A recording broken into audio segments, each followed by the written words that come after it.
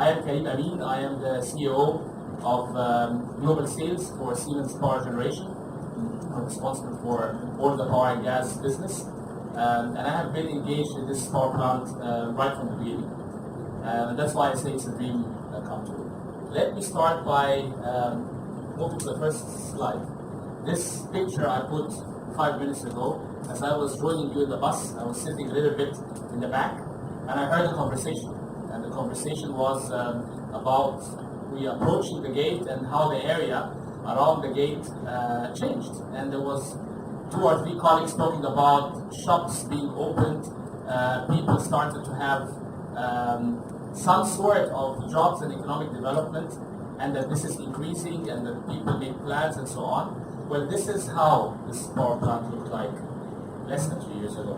I came to this power plant with our partners, Mr. Ahmed al-Sweety, Hisham Higazi, the CEO of Sweety BSP, and Wael Hamdi, who's not here today.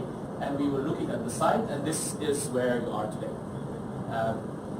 There was no shops, Mariam, that they were growing. There was nothing.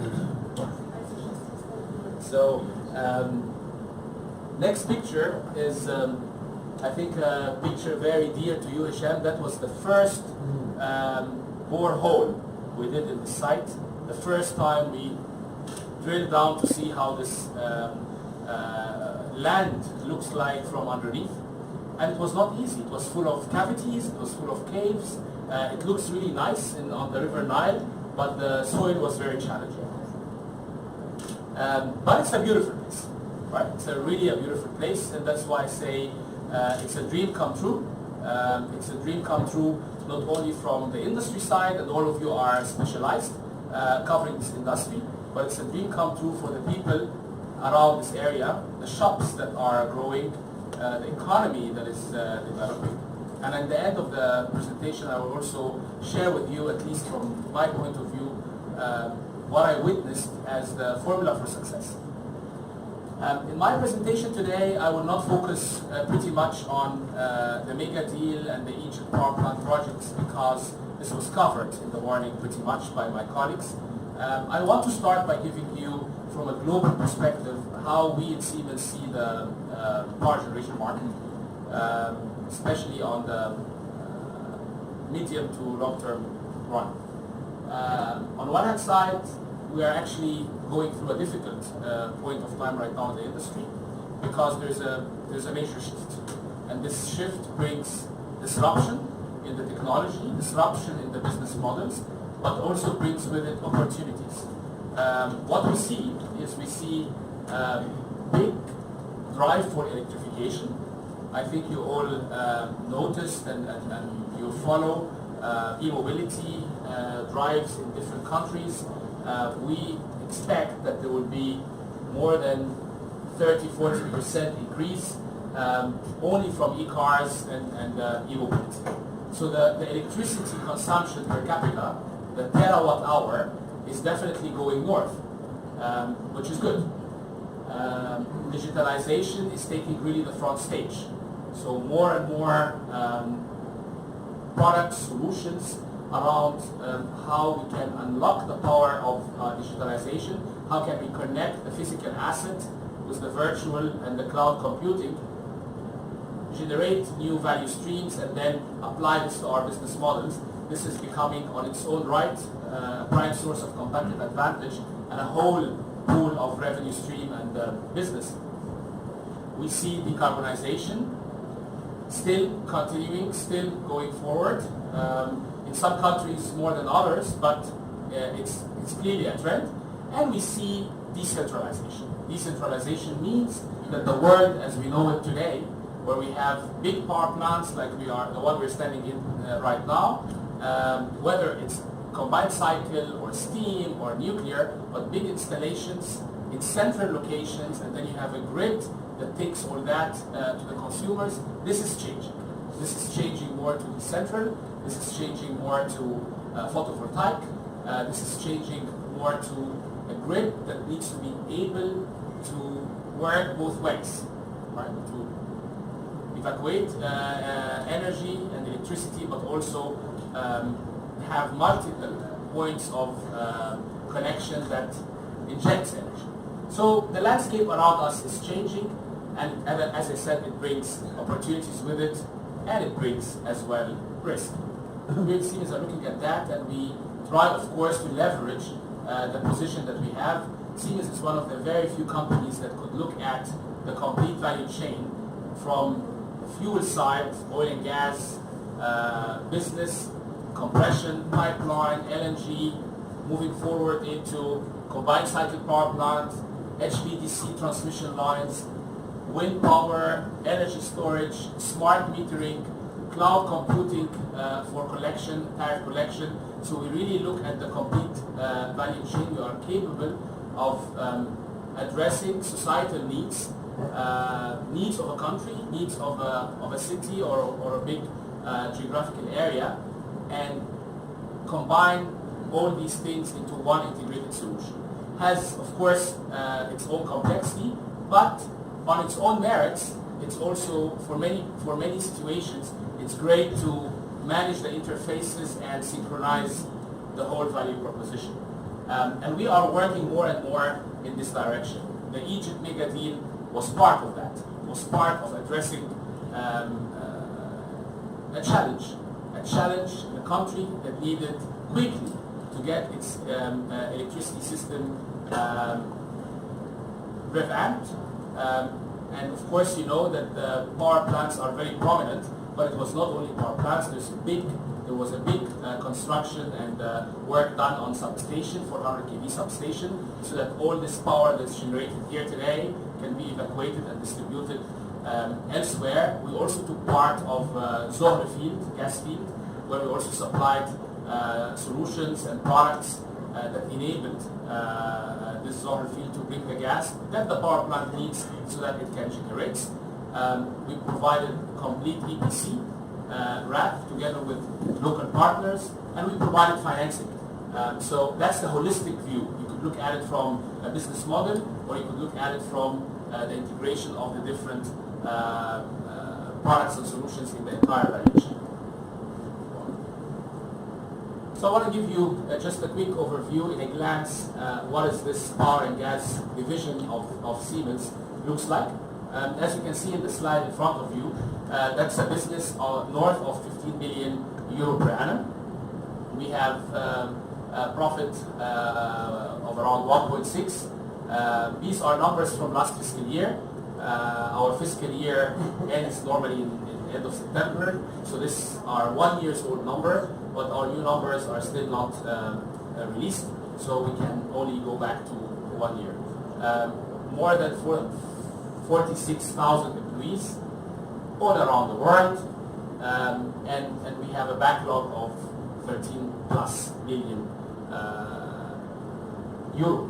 And as I said, it's a great business, but the forces of disruption we talked about in the first slide happens really fast, and if we are not adapting and if we are not understanding quickly how to understand, respond, leverage electrification, digitalization, decarbonization, and decentralization, then this business could quickly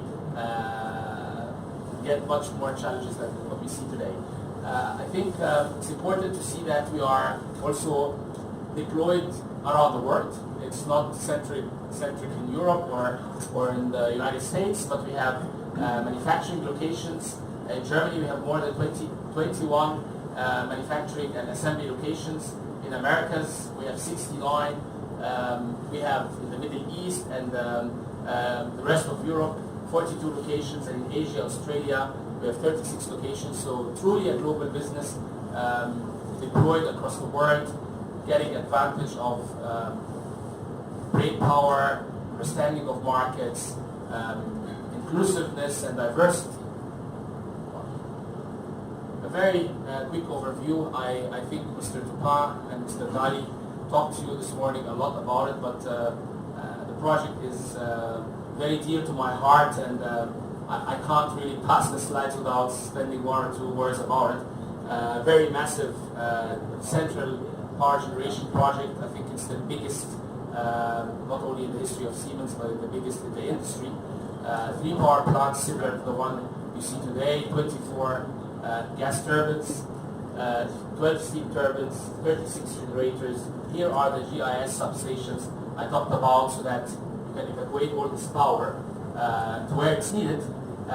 We have wind farms that are under construction right now, but I think the most important thing is it was also coupled not only with this impressive technical size and complexity, but it was also coupled with a very impressive time schedule. I think it's less than 28 months. The amount of financing that was brought for this project, more than 6 billion euro in less than 8 months, the financial closure happened. The impact on training people, we have here 600 engineers trained, but we also have trained more than 6,000 through different programs that we installed, vocational training, dual apprenticeship, but also cooperation with the Egyptian government for training courses and establishing new technical institutes. I think important to see also that the 3 power plants saved for the country $1.3 billion per annum in terms of fuel saving, gas saving, because we jumped from the efficiency of 14.4 gigawatt to 61% efficiency compared to the average efficiency on the grid, and that's where the number came from. It's in the range of 1.3. This is not a guesstimate. These were the numbers that were in the business case when this project was awarded. This project was not awarded because it was only an idea. This project was awarded because it was really vetted and scrutinized from different angles, from ability to execute, from timeline to execute, from the price itself, from the financing that came into play, as well as the integration of the generation, transmission, as well as training and development of people. All these things were in the formula for the decision making. All these things made this project as great as it is today. And this number, 1.3 billion, I think is a very famous number, and I wanted to share it with you today. So, of course, Egypt is in the center, but we also work with H-classes across the globe. H-class is a gas turbine from Siemens that has been running since 2010, so it's running for more than 8 years. We have more than 80. I mean, this number is, I'm responsible for sales, and I should know it by heart, but the good news is that every time I make this presentation, it's increasing. So that's good. The last time I made it, I think, to some of you in Berlin, I remember it was 70 something. So now we are approaching the 90, and maybe by the end of this month, we cross the 90. So we have around 90 H classes around the world, between 50 and 60 cycle. We have really crossed the 750,000 hours of operating, which is impressive number. 66 units out of the 89 are in commercial operation. The rest are under construction. And as you see, they are all over the globe. We have in Germany, Poland, Turkey. We have big fleet in Mexico, 809 units. We have big fleet in the US. We have the 24 units in Egypt, 15 in South Korea. That's a 60 cycle market. And as you see in Asia, it's also picking up. After Egypt, we sold Pakistan. We have some Bangkok in Thailand, 6 units in Malaysia, Japan, Hong Kong, and this year we also sold the first 2 H classes in China. So the product is well established in the market. It's pretty mature and liked by our customers. But that's not the only area we need to focus on. As I explained to you, the central combined cycle generation is becoming less and less in the front line of decision making. We see more into the direction of decentral, and we are working also in this area with a 50 megawatt. We have a 55 megawatt product. It's called the SGT 800. It's a product that we engineer and manufacture in Sweden. and that's a very successful product. I picked one project because it's similar to Egypt. Of course, it's a smaller gas turbine and it's a smaller setups, but in this league, it is similar to Egypt. That's a project we had in Bolivia. Like around 18 months ago. It's still under construction. 4 sites in Bolivia, around 1 gigawatt of power generation capacity added to the Bolivian network. Bolivia is a landlocked country, so it's also challenging with cooling and logistics of fuel, gas, and so on. So it's not that easy. It's also difficult in terms of landscape, so to bring heavy equipment over mountains and so on is not that easy. So 1 gigawatt we have in Bolivia, 14 of those SGT 800s. It's in a combined cycle configuration, 22 steam turbines, 22 steam generators, and 25 generators for turning. We also turned some of the old fleet there into combined cycle, and we wrapped the whole thing also with our EPC. So we did the EPC, we did the product supply and engineering, and we executed on the ground. We see more and more from these projects happening right now. And I wanted also to bring this to the discussion today, that you also see that this is a trend happening. After Bolivia, there was Panama. And after Panama, we have one project right now in Jamaica, also a big one. So this decentral generation is becoming a very clear trend, and I think it's taking a very important part of the power generation matrix worldwide. I think what another area we are focusing on pretty much is a business model, innovation in business model. It's more how you run a business model and how you bring unlocked value to the game rather than really the engineering part. It's the gas to power. Gas to power is when we bring molecules to electrodes. So we look at the entire solution to a customer. How do we bring gas? How do we gasify it? Regasify it one more time? How do we build the infrastructure around it? How do we take the risk of logistics, take or pay, availability and reliability of the LNG cargoes, and all the way into the power plant. We also do development, so we take equity position. We own as well pieces of these power plants. So you see here it's from LNG supply to the generation itself, to the transmission, to provide financing, and we sit on the SPV. We do that not everywhere in the world. We are not an IPP company. We are not competing with the IPPs, but we do it for specific situations where it can only be resolved this way. If nobody steps up to provide this overall solution, then it cannot be resolved. We obviously partner with big players in the market. We partner with oil and gas majors. We partner with big EPCs. We partner with investors and hedge funds.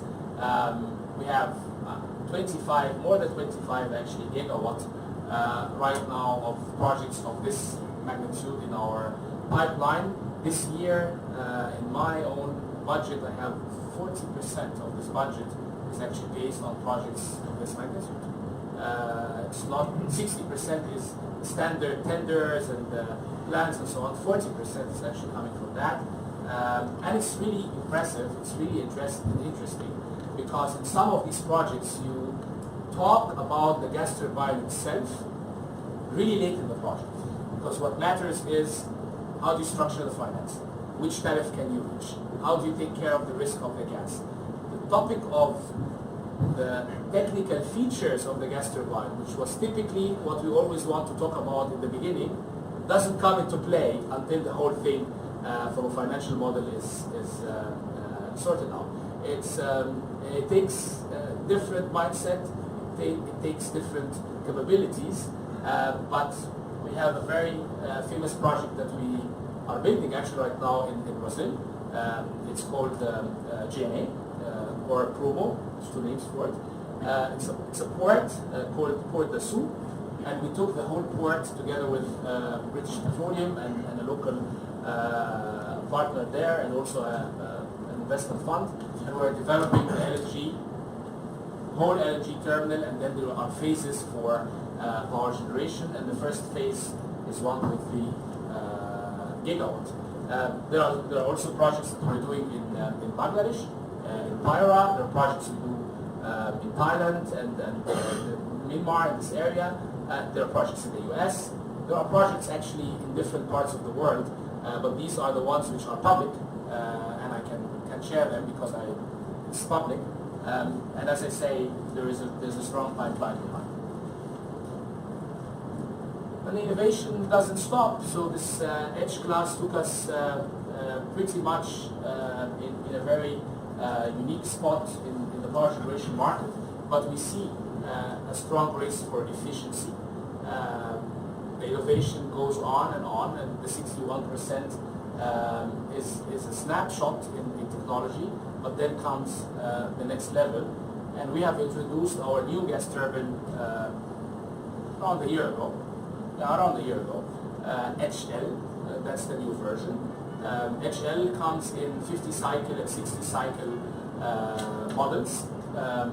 We named it 9000 HL, that's the 50 SGT 5 9000 HL, 5 stands for the 50 cycle, and SGT 6 9000 HL, 6 stands for the 60 cycle. You see that the machines are much bigger than what we have in the HL-class.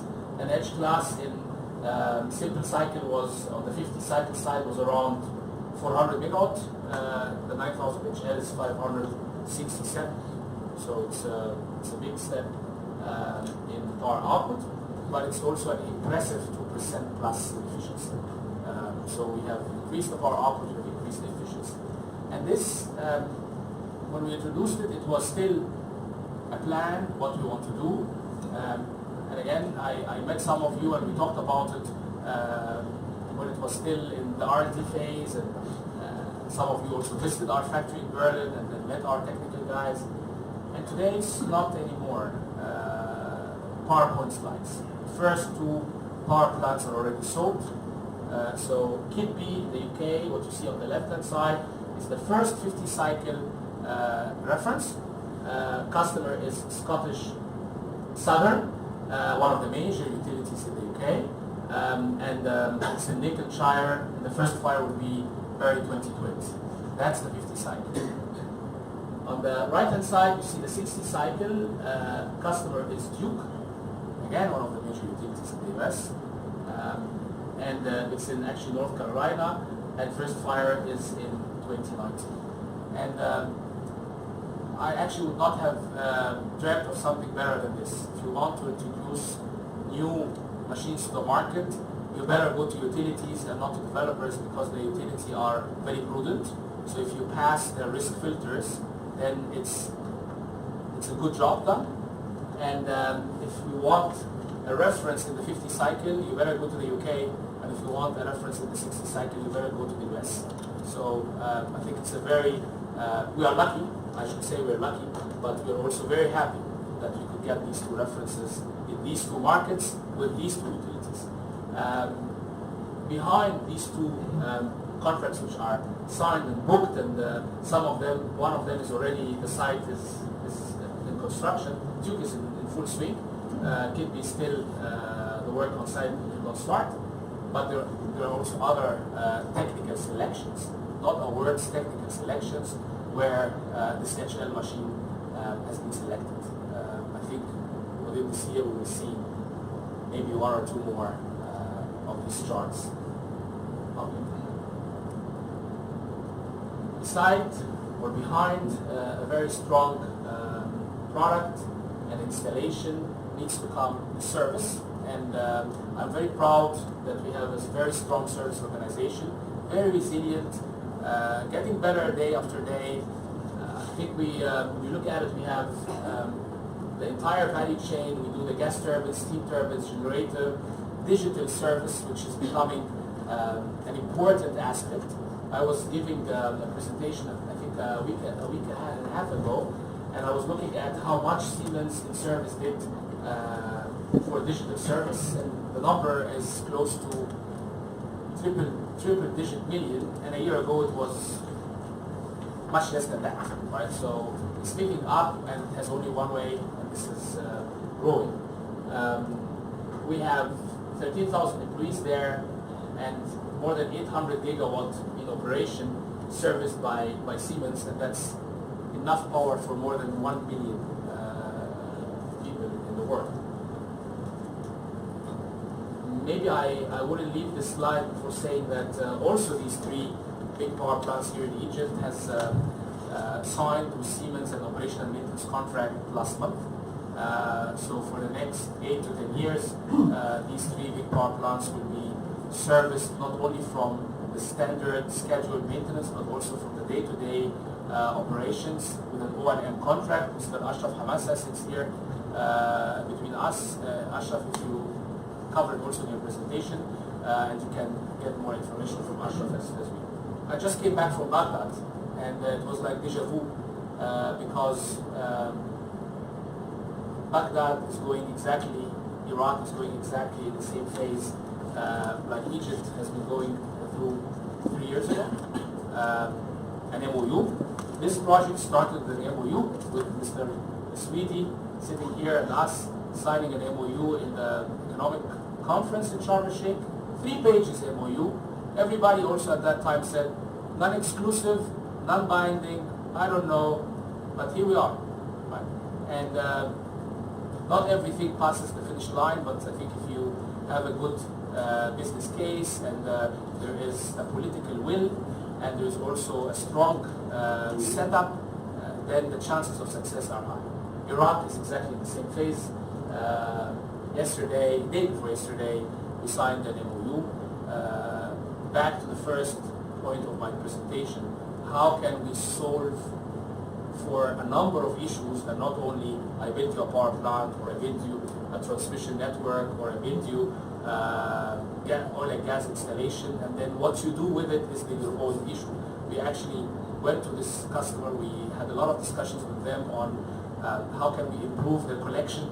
First, their collection, because 70% of the revenues from collection are lost somehow. How can we improve collection? How can we improve distribution, then transmission, then generation, even fuel treatment and better economics of the fuel? So reminds me pretty much of Egypt. Different context, different constellation, different solution, but I think the same aspiration and the same drive.